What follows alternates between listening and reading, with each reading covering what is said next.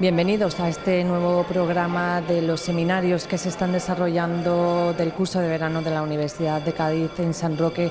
Estos 4 seminarios que se iniciaban ayer y que eran pues el punto de salida de esta nueva edición, ya la 33ª edición. Vamos a contar con diversos ponentes de estos seminarios. Les recordamos cuáles son el transporte marítimo y su incidencia en el campo de Gibraltar, es conocido como el C01. El C02 es la responsabilidad social en diferentes organizaciones públicas y privadas, y los otros 2 seminarios, uno el relativo a Cartella, que en esta ocasión, en esta edición, se titula Mecenazgo y coleccionismo, Cartella y la arqueología andaluza, y también sobre la narrativa andaluza, ese seminario que está abordando con el nombre Los Narraluces, el seminario Literatura Andaluza en la Red. También en este programa, en esta nueva edición del programa que sigue los seminarios del curso de verano de la UCA en San Roque, vamos a darles a conocer la conferencia inaugural que impartía ayer el defensor del pueblo andaluz, Jesús Maez Tú.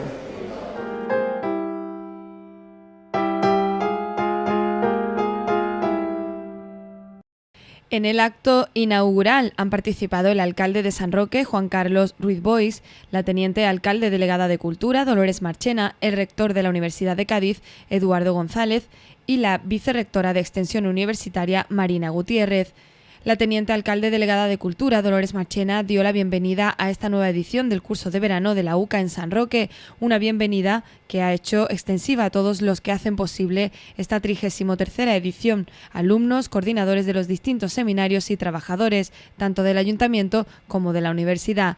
Marchena también ha agradecido el apoyo de las empresas patrocinadoras y a las colaboradoras que hacen posible que esta cita académica. Esta nueva edición mantiene la esencia con la que nacían los cursos de verano de San Roque en 1980, con la ilusión y, a su vez, la certeza de crear un foro cultural de primer orden y un punto de encuentro para el debate, el intercambio de ideas, al que sumamos la excelencia académica con la presencia de docentes e investigadores de reconocida trayectoria profesional y cultural.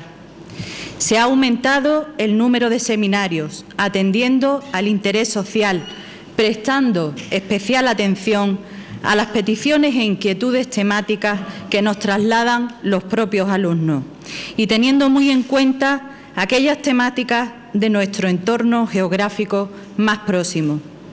Aumentamos también el número de becas. El plano económico no va a ser obstáculo para aquellos que quieran acceder a la educación y la cultura. Desde aquí, emplazar a los alumnos, a los vecinos de San Roque y de la comarca a que participen de los diferentes seminarios programados, de la agenda cultural paralela de los cursos de verano, que cuentan con numerosas actividades, y de la posibilidad de disfrutar de los diferentes atractivos que ofrece nuestro municipio. El defensor del pueblo andaluz, Jesús Maez Tú, comenzó explicando los 3 pilares principales de su conferencia, una descripción de la exclusión que sufren los más débiles, acentuada por la crisis que padece el país desde hace años. El primer punto fue una necesidad de intervenciones públicas urgentes para remediar la situación. En segundo lugar, defender a ultranza del estado del bienestar. Y tercero, una apuesta por un modelo de reforma integral de los barrios más deprimidos. Yo he tenido la suerte de que trabajo muy bien con las 3 administraciones, porque yo en ese sentido tengo mis ideas, yo no soy neutro, pero vamos, mi pasión son los débiles. Y entonces creo que con un equipo y un método de trabajo, aquí está la metodología de trabajo, es rehabilitación integral, y dice, rehabilitación integral significa la única posibilidad real de generar una transformación social en el ámbito urbano marginal. Significa trabajar contra la segregación, acometer el problema sin taparlo con una imagen o desplazarlo a otro lugar.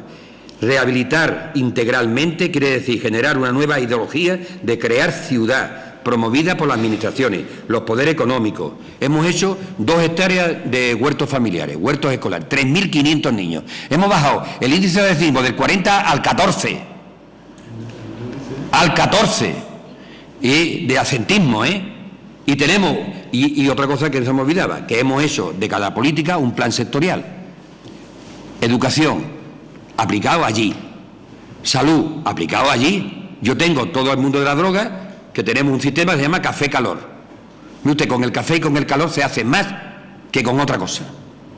El café-calor, que van más las prostitutas, que tienen allí unos condones, al mismo tiempo las jeringuillas, no sé qué, se duchan, comen y no se le pregunta nada. Al cabo de 1 año y medio, toda gente que no quería ir al sistema sanitario está ya dentro del que me da. Pero yo termino que la utopía razonablemente me funciona. Galeano decía, cuando tú eres utópico y ves que falla, te pregunta ¿para qué sirve la utopía? Y te dicen los demás, ¿ves? ¿Ves? Y cuando vuelvo otra vez a creer en un proyecto ahí utópico, te dicen, y fracasa, te dice, ¿ves? Y dice, entonces me planteo, ¿para qué sirve la utopía? Digo, la utopía sirve para saber cuál es el camino. Muchas gracias. El alcalde de San Roque, Juan Carlos Ruiz Boix, definió este curso de verano como un lugar del encuentro del mundo universitario, un lugar de debate científico, cultural y de actualidad. Una cita, según Boix, que se ha convertido en una seña de identidad para San Roque. Consolidado ya a lo largo de más de 30 años, hoy podemos decir que el curso de verano de la Universidad de Cádiz es una de las señas de identidad, no solo de San Roque, sino de toda la comarca del Campo de Gibraltar. Ello ha sido posible gracias al empeño de aquella primera corporación democrática, hoy representada aquí con nosotros por su alcalde, Eduardo López, que sin distinciones de ninguna clase quiso que la ciudad tuviera en la cultura un compromiso inequívoco con la sociedad que despertaba de aquel régimen totalitario y enemigo del libre pensamiento. Este largo camino recorrido desde entonces y en el que hoy podemos inaugurar la 33ª edición del curso de verano, es la prueba más certera de que el empeño merecía la pena. Como alcalde de San Roque siento una enorme satisfacción al compartir este inicio de una nueva edición del curso de verano de San Roque. Con ilusión y con trabajo ponemos los medios necesarios para que esta ciudad vuelva a ser cada verano uno de los centros culturales más activos de Andalucía. En este sentido, el mejor fruto de ello es la participación en los distintos seminarios, la oportunidad de que los universitarios y todas aquellas personas que participen de ellos puedan valerse de las enseñanzas aquí impartidas. En este sentido, desde este ayuntamiento hemos fomentado en esta presente edición la gratuidad de las matrículas para todos los residentes del municipio de San Roque. Como en otras ocasiones, celebro que junto con seminarios de carácter más específicos o técnicos se organicen otros en un plano más divulgativo. Ello supone un atractivo más para nuestros cursos, pues abre una oferta variada que siempre es muy bien recibida. Y junto a este trabajo académico, junto a este trabajo divulgativo, es igualmente interesante ese programa de actividades complementarias, de actividades paralelas culturales que vienen a completar una oferta cultural de primer orden. El acto inaugural lo cerró el rector de la UCA, Eduardo González Mazo, quien destacó la consolidación de los cursos de San Roque y el compromiso social de la UCA con San Roque. Este año más de 400 alumnos podrán disfrutar entre el 15 y el 28 de julio y en las distintas aulas habilitadas en este maravilloso palacio de los gobernadores de la asistencia a los 16 seminarios y talleres programados en esta 33ª edición. Se hablarán de muchas cosas en estos días, voy a resumir un poquito mis palabras, pero, por ejemplo, algunas de las charlas, transporte marítimo y su incidencia en el estrecho de Gibraltar. Bueno, cómo no, en una comarca con el puerto más importante de España. También vamos a hablar del mantenimiento industrial en los tiempos de crisis o del mantenimiento eléctrico en el campo de Gibraltar. También vamos a debatir la responsabilidad social en diferentes organizaciones públicas y privadas, un aspecto muy importante para todos. Nos adentraremos en la nueva narrativa andaluza y algunas otras que no les voy a nombrar por cuestiones de tiempo. Todas son propuestas formativas que ayudarán a que los contenidos de este curso nos pongan al frente del espejo de una sociedad con sus carencias y sus desequilibrios, donde observamos entre la incredulidad y el estupor la perseverancia de situaciones que nos hablan de desigualdades, de dramas sociales y de injusticias.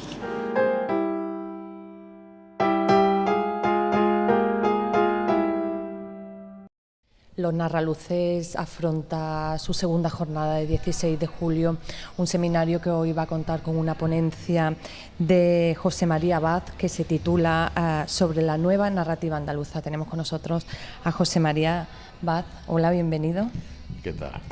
¿Qué va a intentar transmitir con esta conferencia? Bueno, pues puede despistar un poco lo de nueva narrativa andaluza. Es como se suele nombrar, como se suele conocer, el grupo de novelistas andaluces que surgió a finales de los años 70 y principios de los años 80.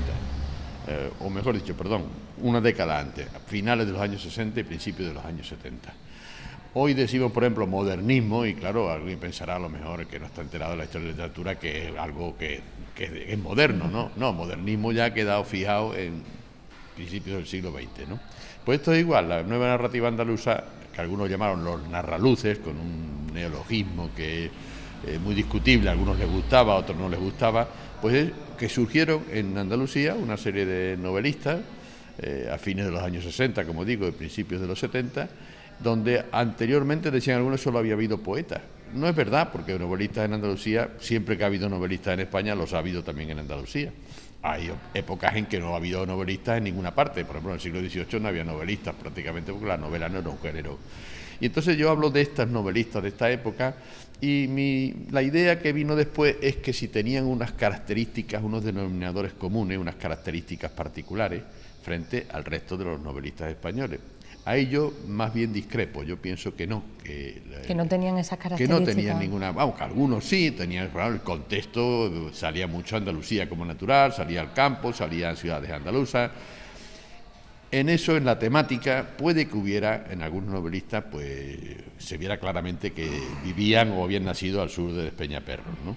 Pero luego ya se quería también pasar eso al estilo, como si hubiera una especie de estilo barroco uniforme, y eso creo que no es así, y ni debe ser así además, porque creo que eso no es bueno. Yo creo que cada novelista tiene que ser distinto de los demás, mientras más distinto sea, mejor para él y para los que lo leen. En ese dilema que se plantea en este seminario sobre los narraluces, entre si existió ese resurgimiento o fue una campaña de marketing para contrarrestar ese boom latinoamericano, ¿usted qué opinión le merece? Bueno, yo opino que se contaba con unos mimbres para ser el sexto, desde luego. O sea, que había aquí unos novelistas que surgieron, pues para mí pues eso es obra del azar, ¿no? Que ocurre, porque ocurre, ya está. Y surge ese grupo de... Surgen. Ahora, evidentemente, hubo un apoyo y hubo también se planteó el tema de que si había una nueva narrativa andaluza.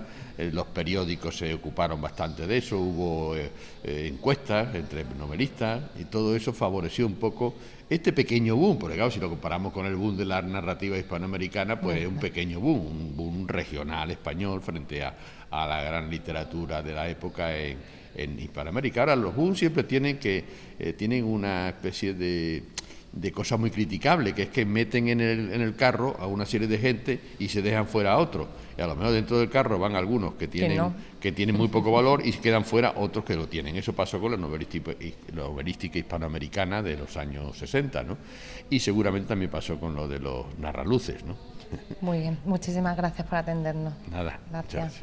Nosotros vamos a continuar y vamos a seguir narrándole qué es lo que está ocurriendo en esta segunda jornada de 16 de julio en los seminarios que comenzaban ayer.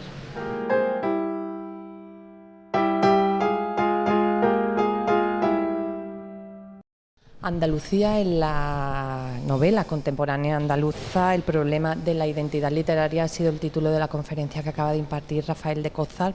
Buenas tardes, bienvenido. Buenas tardes. ¿Qué ha intentado transmitir a los alumnos de este seminario, los narraluces, con su conferencia? Bueno, la primera cuestión y básica es que es el tema más complicado, porque se trata de ver si hay una identidad que en el folclore es evidente, en la cultura en general andaluza es evidente, pero si lo es también en la literatura.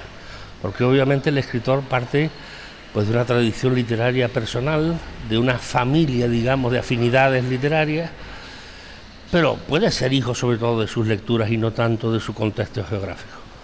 Entonces ahí es donde se plantea el problema. Somos exclusivamente escritores de una lengua, como puede ser el español, porque el andaluz es norma dialectal de la norma lingüística en español. Habría que preguntarse entonces si existe una literatura argentina, chilena o peruana que también se basan en la norma lingüística del español, o si Inglaterra, por ejemplo, el inglés de Inglaterra en la literatura es igual que el inglés en Australia, cuyo mundo es totalmente distinto. Yo creo que sí existen puntos en común en cada cultura, en cada zona, incluso que, por ejemplo, entre el sur de Italia, el sur de España, el sur de Portugal, puede haber puntos en común, y el norte de Marruecos, que se expresen en el mundo que en la novela, en la literatura se expresa. Quizás la poesía es más independiente, obviamente, digamos, de la realidad exterior, pero la narrativa no. La narrativa está muy vinculada al contexto, a las experiencias que vive un escritor que, por ejemplo, nace en Suecia y se viene a vivir a Andalucía desde los 15 años, 20 años y pasa 40 aquí.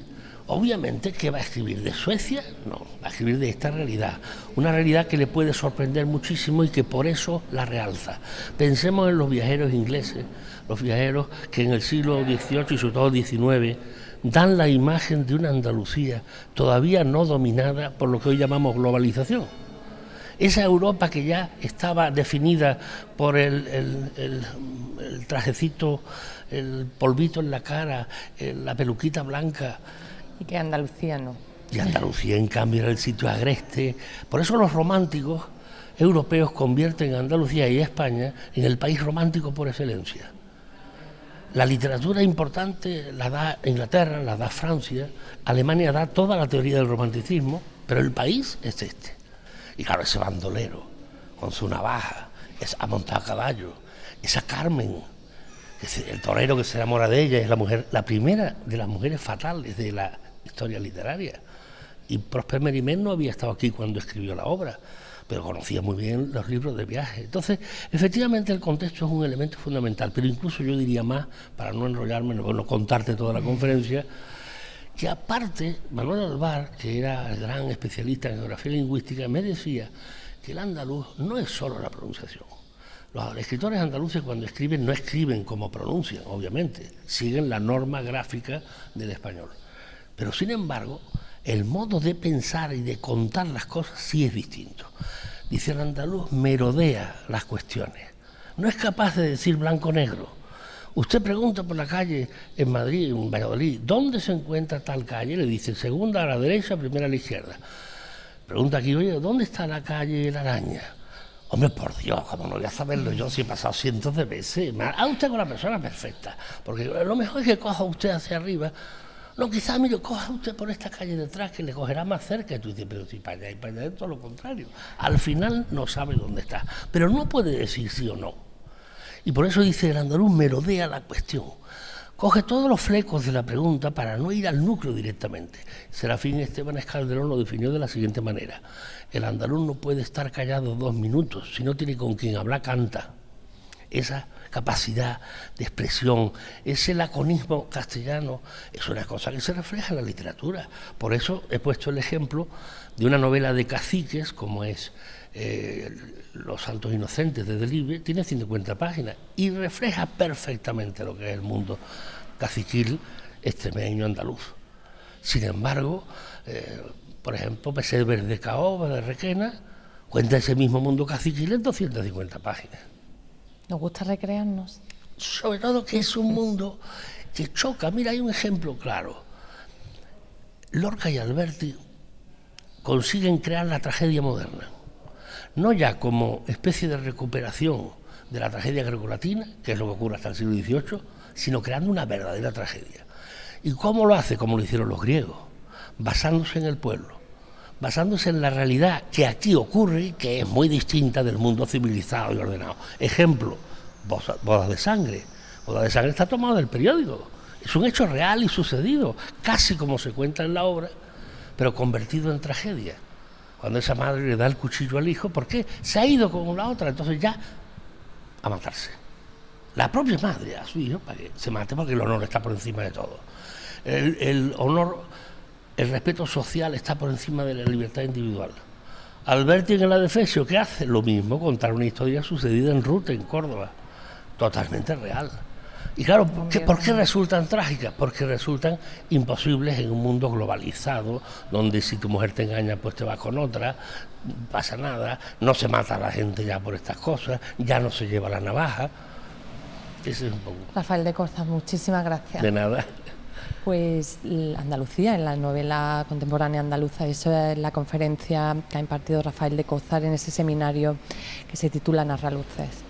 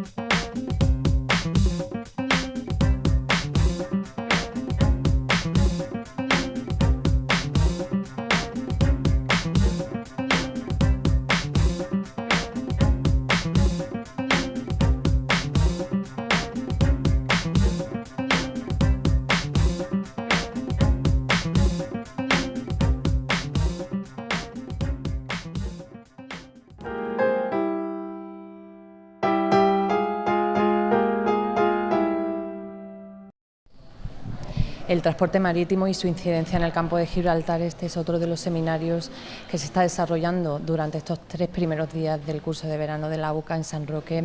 Hoy la conferencia de esta segunda jornada la ha impartido Francisco Piniella y ha tratado de seguridad en el transporte marítimo. Francisco, bienvenido, muchas gracias por atendernos. Hola, muchas gracias. ¿Qué es lo que ha querido transmitir? Bueno, en el transporte marítimo yo creo que la seguridad, que es sobre lo que ha girado su conferencia, es uno de los factores claves, ¿no? Sí, yo creo que sí, yo creo que la seguridad es algo importante en cualquier faceta de la vida, ¿no?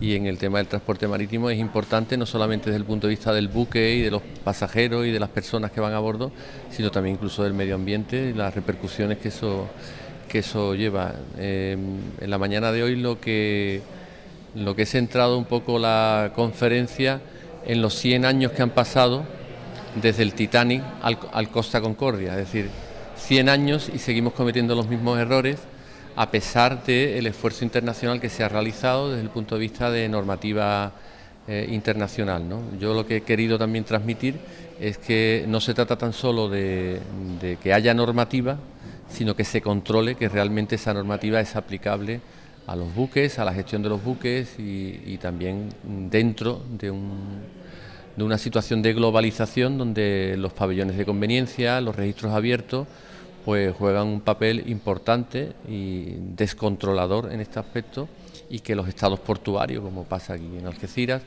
pues tienen que tener una labor de control que es importantísima. En el estrecho de Gibraltar, con ese tráfico intensísimo que vive esta zona donde estamos, ¿cuáles son las claves para evitar esos accidentes y cómo se analizaría el tráfico y cómo se controlaría? Bueno, yo creo que el estrecho de Gibraltar es una zona importante de tráfico, eso es evidente, pero también hay que tener en cuenta que afortunadamente no ha sido una zona de grandes accidentes. Es una zona que estadísticamente no ha habido grandes accidentes, y también hay que añadir que tiene un sistema de control del tráfico marítimo por parte española desde los años 70, con tarifa tráfico y posteriormente con la torre de Algeciras, con el dispositivo de separación de tráfico, es decir, que hay un sistema de regulación que ahora precisamente también Marruecos se está incorporando a él, y es un sistema que funciona muy bien las 24 horas del día, y yo creo que eso también es importante, ¿no? Muy bien, muchísimas gracias por atendernos. Sí. Gracias. Vamos a seguir hablando de este transporte marítimo y de esa incidencia en el estrecho de Gibraltar.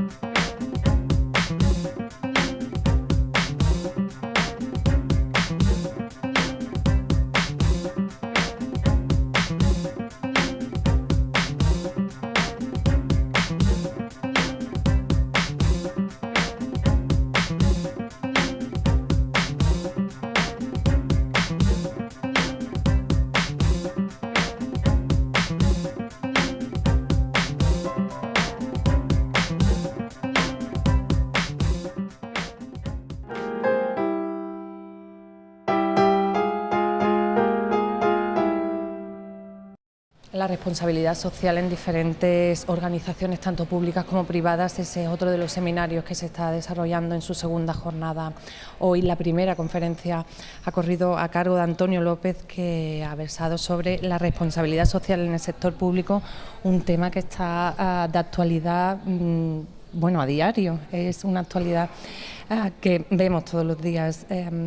¿Qué ha intentado transmitir en esa conferencia a los alumnos del seminario? Bueno, vamos a ver, hay varias ideas básicas. Lo primero es que normalmente cuando se habla de responsabilidad social se vincula este concepto al ámbito empresarial privado, ¿no? Lo que yo he venido a plantear es que los criterios de gestión que incorpora la responsabilidad social desde el punto de vista social, económico y medioambiental son totalmente aplicables al ámbito del sector público y, si cabe, más todavía. Porque hablar de responsabilidad social en el sector público es hablar de buena gestión, es hablar de transparencia, es hablar de rendición de cuentas y es hablar también de incorporar en lo que es la gestión de las propias administraciones un planteamiento relacional con los grupos de interés para poder incorporar aspectos esenciales del ámbito económico, del ámbito social y del ámbito medioambiental a la gestión de estas administraciones. Pero eso no se tiene que dar por hecho, que tiene que existir ya de por sí. Bueno, de por sí no tiene, no es así. ¿No se le exige más a una administración pública? De hecho, muchas veces las administraciones públicas están aplicando criterios de responsabilidad social, pero sin aflorar exactamente como tal, ¿no? Es decir, la responsabilidad social es un aspecto clave, es una manera de gestionar también las organizaciones en las que pretende incorporar en sus estrategias, en la propia gestión, como te decía, aspectos vinculados al ámbito social, económico y medioambiental. Ahora mismo los reporting, los informes que fundamentalmente se hacen para rendir cuentas en las administraciones públicas tienen que ver mucho más con el ámbito de la sostenibilidad financiera, los aspectos del desempeño financiero. Lo que pretende la responsabilidad social es que se incorporen también tanto en la gestión como en la información a la hora de reportar que se hace, aspectos que tienen que ver también con el ámbito social y que aspectos que tienen que ver con el ámbito medioambiental, además de lo que es estrictamente los aspectos financieros. ¿La responsabilidad social ha cogido auge tras estos años de crisis o ya venía su auge de años anteriores? No, en el ámbito empresarial viene de hace bastante tiempo, ¿no? Lo que ha cogido quizás ahora algo más de auge es la incorporación de estos criterios también al sector público. Por ejemplo, cuando hablamos del sector público hablamos de una amalgama importante de entidades, ¿no? Hay entidades que tienen un ámbito lucrativo y entidades que tienen un ámbito no lucrativo. Por ejemplo, en el sector público hay muchas empresas públicas también, ¿no? Sin ir más lejos, en la Junta de Andalucía la comunidad autónoma tiene unas 40 empresas en las que participan más del 100%, más del 50%. O en el sector local hay del orden de casi 400 empresas que son empresas públicas locales, ¿no? Ahí hay un sector empresarial público en el que también sería conveniente la aplicación de los criterios de responsabilidad social, no solo en el sector empresarial, eso por un lado. Y luego en el ámbito, digamos, no lucrativo, propiamente de las administraciones, agencias, fundaciones, en las que lo que planteamos algunos es que la incorporación de criterios de responsabilidad social puede mejorar también la gestión y puede mejorar también la forma de relacionarse con los grupos de interés, con la sociedad. Como presidente de la Cámara de Cuentas de Andalucía, estos criterios de responsabilidad social, ¿cómo lo lleva a cabo en ese cargo? Bueno, nosotros lo que tratamos de impulsar que se apliquen, es decir, estos temas tienen que ver mucho también con aspectos normativos. Ahora mismo nosotros lo que velamos es que los criterios de responsabilidad social que puedan estar incorporados en la normativa que siguen las administraciones públicas se estén cumpliendo, pero son escasos esa aplicación normativa, porque hoy por hoy también el concepto de responsabilidad social tiene muchas veces que ver con una aplicación voluntaria de determinados enfoques, ¿no?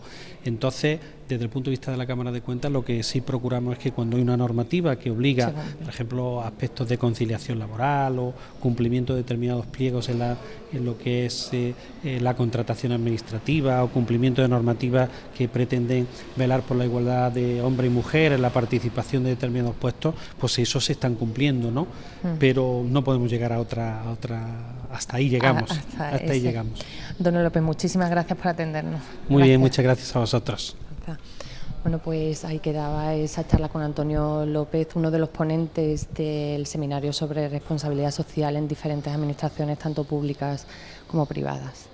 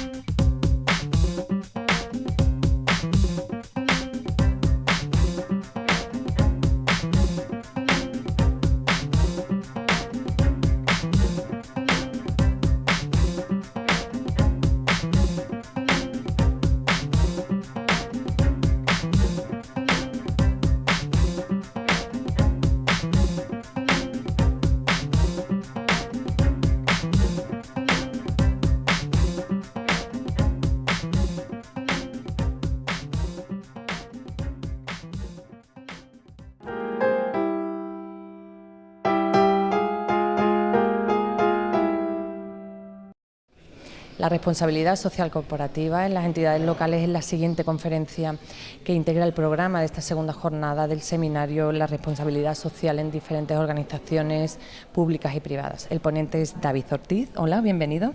Hola. ¿De qué va a tratar su conferencia sobre esa responsabilidad social corporativa en las entidades locales? Bueno, pues un poco voy a tratar de exponer cuál es el desarrollo que en el caso particular dentro de lo que es el sector público han realizado las entidades locales como entidades más cercanas al ciudadano y que por lo tanto pues tienen ese perfil al cual podríamos decir que el ciudadano estaría más ávido y más interesado en conocer qué es lo que hace o qué es lo que deja de hacer su entidad local, su ayuntamiento, su diputación, su empresa pública local. ¿Serían la organización, esas entidades locales, las organizaciones públicas que yo creo que más necesitan poner en marcha y en práctica esas políticas de responsabilidad social, ¿no? No, ciertamente como mencionaba, la cercanía al ciudadano hace que el perfil dentro del sector público que adquieren las entidades locales sea particularmente interesante en el ámbito de la responsabilidad social. Y qué duda cabe que ahí un poco pues los distintos entes, tanto técnicos como políticos, pues deben de dar una respuesta adecuada a los distintos grupos interesados, porque al fin y al cabo hablamos de ciudadanos, pero un ciudadano tiene distintos perfiles, como votante, como pagador de impuestos, como receptor de servicios, y en todos ellos la responsabilidad social entendida como la respuesta que tienen que dar de rendición de cuentas, de transparencia, de transmitir información a los distintos grupos de interés, es importante en el caso de las entidades locales. ¿Y en la práctica se está llevando a cabo? Porque en este tema de responsabilidad social hay mucha parte voluntaria. Y bueno, sabemos que cuando dejamos la cosa a voluntad de las administraciones y de las organizaciones es complicado, ¿no?, que lo lleven a cabo. Bueno, yo distinguiría dos partes, ¿no? En primer lugar, la peculiaridad que tienen las entidades locales en cuanto a que esas administraciones muchas veces se mueven por los requisitos obligatorios que les reclama la legislación u otras instituciones, ¿no? Entonces, en ese sentido sí que es verdad que hay aspectos dentro de la responsabilidad social, como pueden ser fundamentalmente los aspectos económicos presupuestarios, que están mucho más desarrollados que otros, como pueden ser los sociales o los medioambientales. Pero un poco la ponencia o la charla que pretendo dar es poner de manifiesto, un poco como una de las conclusiones, que gran parte de la información que sería necesaria o que en los distintos ámbitos se considera oportuna en el ámbito de la responsabilidad social, los ayuntamientos, los entes locales en general, la tienen ya disponible, e incluso la tienen publicada en su web, lo único que no la tienen estructurada y no la tienen, por tanto, con una accesibilidad que podamos decir que adquiere una relevancia. Es decir, por un lado podríamos decir que son transparentes porque esa información está, pero no hay una estructura que facilite al ciudadano conseguir esa información de una forma fácil y ágil. David Ortiz, muchísimas gracias por atendernos. Nada, a vosotros. Hasta pronto. Nosotros vamos a irnos al Museo Ciudad de San Roque, donde vamos a conocer cómo se está desarrollando esta segunda jornada del seminario sobre Cartella.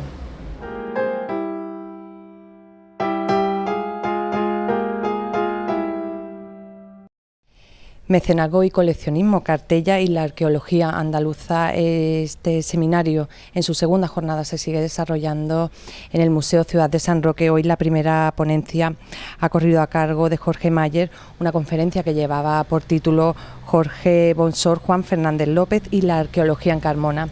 Hola, bienvenido. Hola, buenos días, bienvenido. ¿De qué ha tratado su conferencia? ¿Qué es lo que ha intentado transmitirle a los alumnos que participan en este seminario?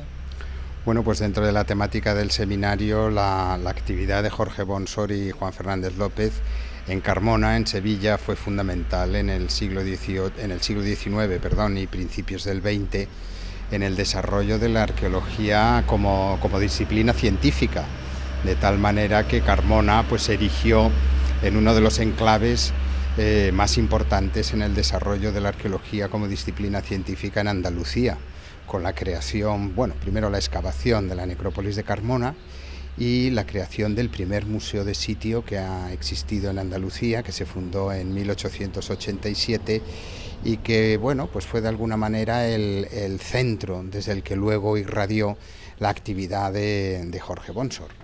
Dado que Jorge Bonsor pues fue uno de los grandes, podríamos calificarle como pioneros de la arqueología, con exploraciones y excavaciones muy importantes en lo que fue el Bajo Guadalquivir entre Córdoba y Sevilla, en el que descubrió y puso de relieve la economía rural de la Bética, y luego en la región de los Alcores, ¿no? La región de los Alcores entre Carmona y Alcalá de Guadaira, con la excavación de importantísimos yacimientos que hoy en día son los más conocidos de Tartesos, ¿no? O sea que esa zona de Carmona fue, como si dijésemos, la pionera de ese estudio arqueológico y de ese mecenazgo en Andalucía, ¿podemos denominarlo así? Sí, exactamente, claro. Más que mecenazgo, porque son gente que en el mecenazgo se entiende más como que uno, el que lo ejerce, está potenciando a otra persona. Ellos, digamos, ¿no? se financiaban, se autofinanciaban por sí mismos. O sea, decíamos que es una arqueología costeada por ellos mismos, patrocinada por sí mismos, dentro de la legislación que existía entonces, que permitía este tipo de actuaciones, que fueron desde luego ejemplares. Sí se les podría calificar a lo mejor de coleccionistas, pero no en el sentido de hacer una colección, sino con un criterio digamos de utilidad pública, puesto que pusieron sus colecciones al servicio del ciudadano y del conocimiento de la historia de la región de Carmona.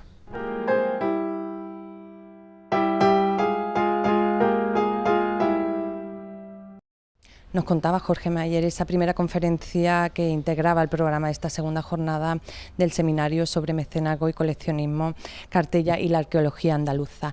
La segunda conferencia que se está impartiendo en estos mismos momentos está corriendo a cargo de Elena Jiménez y lleva por título La Bryant Foundation y su mecenazgo arqueológico en España.